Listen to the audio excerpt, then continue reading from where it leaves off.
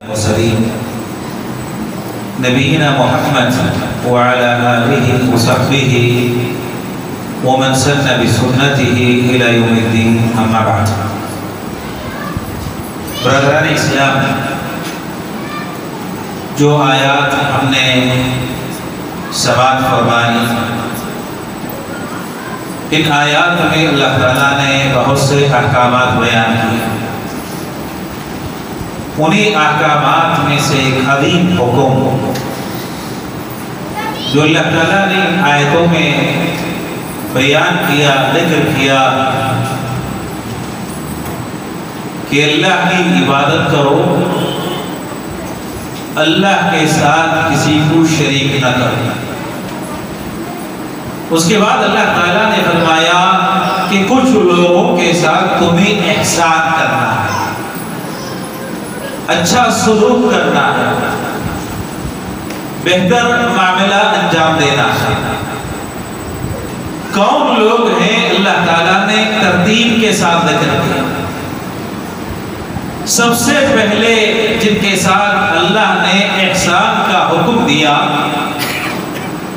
انسان کے ماں باپ جو اللہ کے بعد دنیا میں آنے کا سبب، دنیا میں آنے کے لیے اللہ کے بعد اگر کوئی سبب ہے تو انسان کے والدین، ماں باپ، ان کے ساتھ اللہ تعالیٰ نے حسن سلوک کا حکم دیا. بلکہ ابن عباس رضی اللہ تعالیٰ عنہ فرماتے ہیں کہ جہاں اللہ نے اپنی عبادت کا حکم دیا، عبادت کے ساتھ والدین کے ساتھ حسن سلوک کو اللہ نے جوڑ دیا. تو گویا کہ تنبیہ ہے، بتانا ہے کہ عبادت کے بعد اللہ کی اگر کوئی سب سے بڑی نیکی ہے، سب سے عظیم نیکی ہے تو وہ والدین کی عبادت ہے، اطاعت ہے، والدین کے ساتھ حسن سلوک ہے. رب کی عبادت کے بعد سب سے عظیم نیکی، سب سے بڑی نیکی. اسی لیے نبی علیہ السلام نے فرمایا کہ جنت ماں کے قدموں کے نیچے ہے. انسان سوچے، تصور کرے کہ جنت ماں کے قدموں کے نیچے ہے. اور آپ نے فرمایا الوالد اوسط ابواب الجنہ، کہ والد جنت کے درمیانی دروازہ ہے. بہت سارے دروازے ہیں، ان دروازوں میں سے ایک دروازہ جو درمیان کا ہے وہ والد ہے. والد کی اطاعت کر لو، جنت میں داخل ہو جاؤ. درمیانی دروازے سے، درمیانی دروازے سے داخل ہونے کے لیے سبب ہے والد کی اطاعت کرنا. بلکہ نبی علیہ السلام نے یہ بھی فرمایا کہ والدین کی رضامندی میں اللہ کی رضامندی، والدین کی ناراضگی میں اللہ کی ناراضگی. والدین راضی ہے تو اللہ راضی ہے، والدین ناراض ہے تو اللہ ناراض ہے. میرے محترم مسلمان دوستو، جب تک والدین باحیات ہیں تو گویا کہ آپ کے لیے جنت کا دروازہ داخل ہونے کے لیے کھلا ہوا ہے. جیسے ہی دنیا سے رخصت ہو جائے سمجھ لے کہ یہ دروازہ بند ہو گیا. اگر وہ باحیات ہیں، وہ زندہ ہیں، تو ان کی اطاعت کر کے آپ جنت میں داخل ہو سکتے ہیں، جنت میں جا سکتے ہیں. اگر دنیا سے رخصت ہو گئے، دنیا سے چلے گئے، تو گویا کہ جنت میں داخل ہونے کا جو دروازہ کھلا ہوا تھا ان کی موت کے ساتھ بند ہو گیا، وہ دروازہ بند ہو گیا. اور والدین میں بھی ماں کی فرما برداری، ماں کے ساتھ حسن سلوک، یہ باپ سے بڑھ کر ہونی چاہیے. نبی علیہ السلام کے پاس ایک شخص آیا، سوال کیا، پوچھا کہ من احق الناس بحسن صحبتی، کہ اللہ کے نبی میرے حسن صحبت کا سب سے زیادہ حقدار کون ہے؟ تو آپ صلی اللہ علیہ وسلم نے فرمایا تیری ماں، تیری माँ तेरी वालिदा। फिर सवाल किया दूसरी मर्तबा कि मेरे हुस्न सलूक का सबसे ज्यादा हकदार कौन है? दोबारा आपने कहा कि तेरी माँ। तीसरी मर्तबा सवाल किया, आपने फरमाया कि तेरी माँ। चौथी मर्तबा सवाल किया तो आप सल्लल्लाहु अलैहि वसल्लम ने फरमाया कि तेरा बाप। 3 मर्तबा माँ को फजीलत दी, बाप पर 3 मर्तबा सवाल किया, पूछा तो नबी अलैहिस्सलाम ने फरमाया हर मर्तबा कि तेरी माँ, तेरी माँ, तेरी माँ। चौथी मर्तबा सवाल किया तो फरमाया कि तेरे हुस्न सलूक का सबसे ज्यादा हकदार तेरा बाप। हाफिज इब्न हजर रहमहुल्लाह ने इब्न बत्ताल के हवाले से माँ को ये दर्जा, ये फजीलत क्यों अता की गई, उसकी वजह बयान करते हुए फरमाते हैं, वो कहते हैं कि इसलिए कि 3 मकामात ऐसे हैं जहां अकेली माँ अपनी औलाद की मशक्कत और तकलीफ बर्दाश्त करती है। बाप माँ के साथ इस तकलीफ में, इस मशक्कत में शामिल नहीं होता। 3 जगह, 3 मकामात अकेली माँ मशक्कत बर्दाश्त करती है। सबसे पहला मकाम 8 महीने हालत हमल में अपने बेटे को अपने पेट में उठाए रखती है। ये तकलीफ, ये मशक्कत अकेली माँ बर्दाश्त करती है, बाप उसके साथ इस तकलीफ में शामिल नहीं होता, शरीक नहीं होता। 8 महीने तक, 9 महीने तक अपने बच्चे को पेट में संभाल कर रखना, उसकी हिफाजत करना, मेरे दोस्तों कोई मामूली चीज नहीं है। इतनी बड़ी तकलीफ है कि ये माँ ही समझ सकती है, माँ ही इस दर्द को महसूस कर सकती है। और दूसरा मकाम हो जब माँ अपने बेटे को जन्म देती है, बेटे को जन्म देते हुए जो तकलीफ होती है, जो मशक्कत होती है, ये अकेले माँ बर्दाश्त करती है। बाप इस तकलीफ में उसके साथ शामिल नहीं होता, शरीक नहीं होता। ये तकलीफ अकेले माँ उठाती है, माँ बर्दाश्त करती है।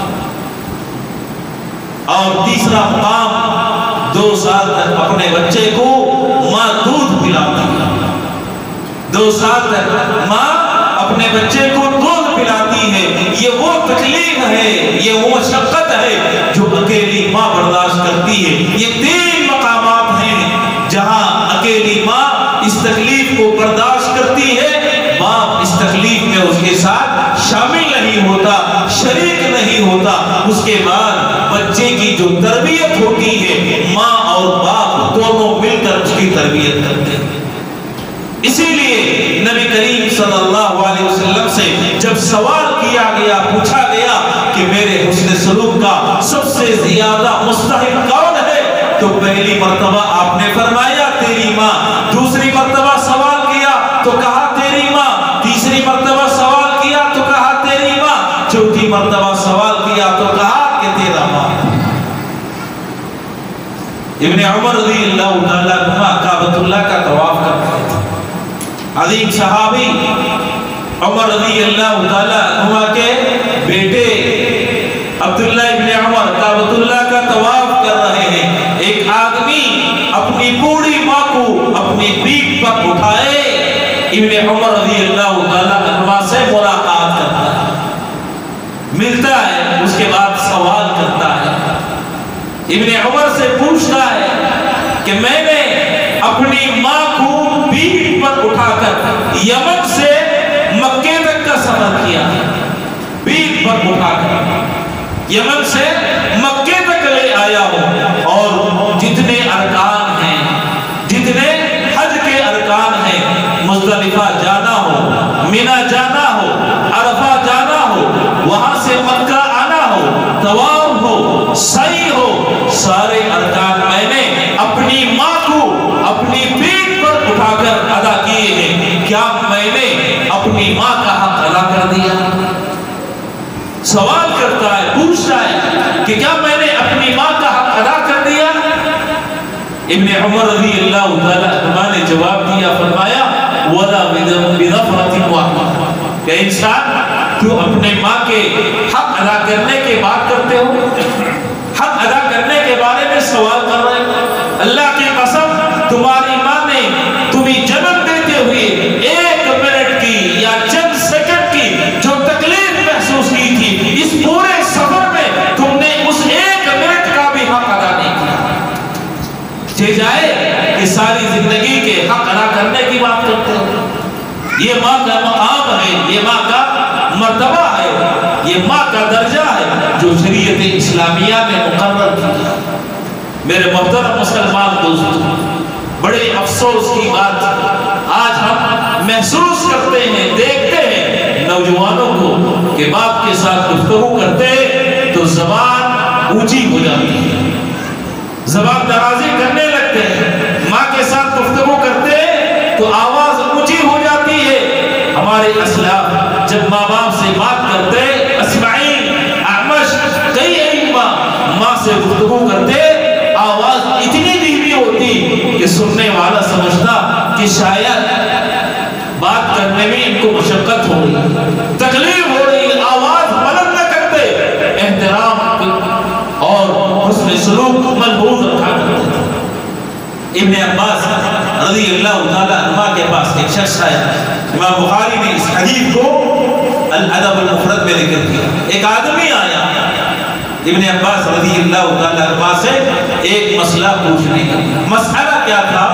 مسئلہ یہ تھا کہ وہ آدمی کسی لڑکی کو نکاح کے لیے پیغام دیا تھا، لیکن لڑکی نے اس کے پیغام کو رد کر دیا، انکار کر دیا شادی سے۔ دوسرے نوجوان نے اسی قبیلے کے اس لڑکی سے نکاح کرنے کے لیے اپنا پیغام دیا، لڑکی نے اس کے پیغام کو قبول کر لیا اور نکاح ہو گیا۔ نکاح ہونے کے بعد اپنے آنکھ میں آگ محسوس کرنے لگا کہ اس لڑکی نے میرے نکاح کے پیغام کو جھٹلا دیا اور فلاں نوجوان کے نکاح کے پیغام کو قبول کر کے اس کے ساتھ شادی کر لی، غیرت جاگ گئی۔ اس کے بعد اس نے اس لڑکی کو قتل کر دیا، مار دیا۔ قتل کرنے کے بعد اس کو افسوس ہوا کہ مجھے یہ اقدام نہیں کرنا چاہیے تھا، قتل نہیں کرنا چاہیے تھا، افسوس ہوا۔ ابن عباس رضی اللہ تعالیٰ عنہ کے پاس آیا، سوال کرنے لگا، پوچھنے لگا کہ میں نے اس قسم کا گناہ کر لیا ہے، کیا اللہ میری توبہ کو قبول کرے گا؟ اگر میں توبہ کرنا چاہوں، اپنے گناہ کی معافی مانگنا چاہوں تو کیا اللہ تعالیٰ میری توبہ کو قبول کرے گا؟ ابن عباس رضی اللہ تعالیٰ عنہ نے سوال کیا، پوچھا کہ امک حیہ، کیا تمہاری ماں زندہ ہے؟ تمہاری والدہ باحیات ہے؟ سوال کیا ابن عباس رضی اللہ تعالیٰ عنہ۔ اس آدمی نے کہا کہ میری والدہ دنیا سے رخصت ہو چکی ہیں، ان کا انتقال ہو چکا ہے، وہ باحیات ہیں۔ ابن عباس رضی اللہ تعالیٰ عنہ نے فرمایا کہ جاؤ صدقے کے ذریعے، نماز کے ذریعے، صیام کے ذریعے اپنے گناہ کو دھونے کی کوشش کرو، شاید اللہ تعالیٰ ان نیکیوں کے ذریعے تمہارے گناہ کو معاف کر دے۔ وہ آدمی چلا گیا۔ ان کے شاگردوں میں سے ایک شاگرد سوال کرتا ہے، پوچھتا ہے کہ ابن عباس رضی اللہ تعالیٰ آپ نے اس سے یہ کیوں پوچھا کہ کیا تمہاری ماں زندہ ہے، تمہاری والدہ باحیات ہے؟ ابن عباس رضی اللہ تعالیٰ عنہ نے فرمایا میں نے اس آدمی سے جب وہ آیا اپنی توبہ کے بارے میں پوچھنے کے لیے، گناہ مٹانے کے لیے، غلطی کو معاف کرانے کے لیے، تو میں نے اس سے پوچھا کہ کیا تمہاری والدہ زندہ ہے؟ اگر اس کی والدہ زندہ ہوتی اور اپنی والدہ کے ساتھ وہ حسن سلوک کر لیتا تو اللہ تعالیٰ اس کے قتل کے گناہ کو معاف کر دیتا، اس کے گناہ کو مٹا دیتا۔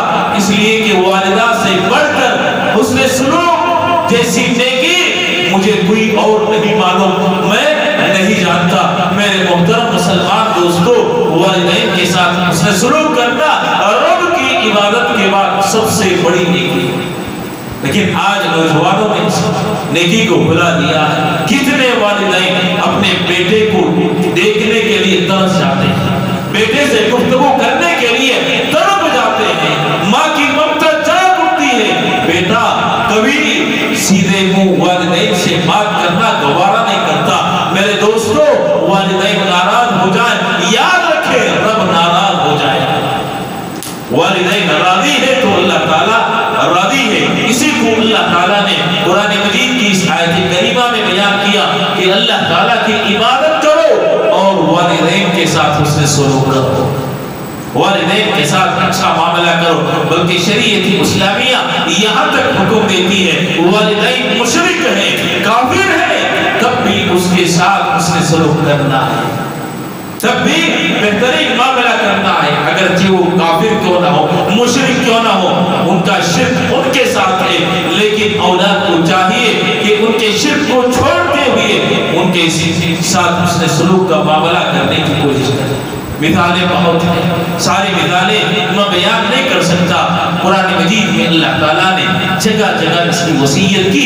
इसलिए इंसान को चाहिए कि ये जो अल्लाह ताला ने नेकी बयान की है इसको अपने ज़हन और दिमाग में बिठा ले। कोशिश करें कि जब तक वालिदैन जिंदा है इस नेकी को हासिल करके जन्नत में अपनी जगह बनाने की कोशिश करें। और अगर उनका इंतकाल हो गया है, सबसे बड़ा बेहतरीन तोहफा जो औलाद की तरफ से दिया जा सकता है वो उनकी मग़फ़िरत की दुआ करना है, मग़फ़िरत की दुआ करना है। नबी अलैहिस्सलाम फरमाते हैं कि इंसान जब मर जाता है, कब्र में चला जाता है, तो अल्लाह ताला उसके दर्जात को बुलंद करता है, ऊंचा करता है। बंदा सवाल करता है परवरदिगार से कि मेरे परवरदिगार, मैं तो मर चुका हूँ, कब्र में आ गया हूँ, आमाल का सिलसिला मुनक़ते हो चुका है, फिर भी मेरे दर्जात बुलंद हो रहे हैं। दर्जात की बुलंदी का सबब क्या है? तो अल्लाह ताला जवाब देते हैं, फरमाते हैं कि इस्तिग़फ़ारी वलदिका लक, कि तेरी औलाद ने तेरे जिंदगी के बाद तेरी मग़फ़िरत के लिए दुआ की, तेरी औलाद ने तेरे बाद मग़फ़िरत की दुआ की, जिसकी वजह से दर्जात बुलंद हो रहे हैं। न सिर्फ इसकी वजह से दर्जात बुलंद होते हैं, बल्कि औलाद के नेक होने की भी दलील है। औलाद के नेक होने की अलामत क्या है?